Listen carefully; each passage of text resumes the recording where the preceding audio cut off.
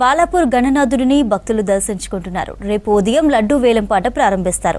మొదటగా బాలాపూర్ గ్రామంలో శోభాయాత్ర జరుగుతుంది. ఈ ఏడాది కొత్తగా 27 లక్షలు ఎవరైతే డిపాజిట్ చేస్తారో వారే వేలంపాటలో పాల్గొనడానికి అర్హులు అంటున్నారు బాలాపూర్ గణేష్ ఉత్సవ సమితి సభ్యులు. అయోధ్య బాలరాముని మందిరం నిర్మాణంలో బాలాపూర్ గణేష్ మండపం తొలగించారు. బాలాపూర్ గణపతికి సంబంధించిన మరింత సమాచారాన్ని అనిల్ అందిస్తారు. వినాయక చవితి పండుగ అంటే తెలుగు రాష్ట్రాల్లో గుర్తొచ్చేది ముందుగా ఈ రంగారెడ్డి జిల్లాలో ఉన్నటువంటి బాలాపూర్ గ్రామం. ప్రస్తుతం మనం బాలాపూర్ గ్రామంలో ఉన్నాము. బాలాపూర్ గ్రామంలో 9 రోజుల పాటు ఈ వినాయక చతుర్థి అంటే పూజలు అందుకున్న గణనాథుని యొక్క ఈ బాలాపూర్ లడ్డు ఏదైతే ఉంటుందో ఆ యొక్క లడ్డూను ఈ యొక్క గ్రామంలో మొత్తంగా గ్రామం చుట్టూ కూడా శోభాయాత్ర ఏదైతే నిమజ్జనం రోజు ఉంటుందో ఆ రోజున మొత్తం శోభాయాత్ర జరిగిన తర్వాత మనం విజువల్స్ లో చూస్తున్నటువంటి ఇక్కడ బోడ్రాయి దగ్గరనే ఈ బోడ్రాయి దగ్గరికి శోభాయాత్ర చేరుకుంటుంది. ఇక్కడ చేరుకున్న తర్వాత రేపు ఉదయం 5:30 ప్రాంతంలో ఇక్కడ వేలంపాట అనేది షురూ కాబోతుంది. ఎందుకంటే ఎప్పుడు ఆనవాయితీగా వస్తుంది.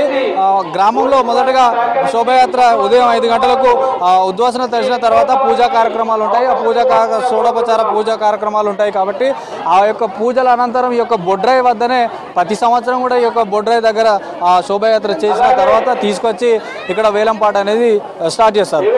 భక్తులు తండోపతండాలుగా వచ్చి ఈ యొక్క బాలాపూర్ గణనాథుని దర్శించుకుంటున్నారు.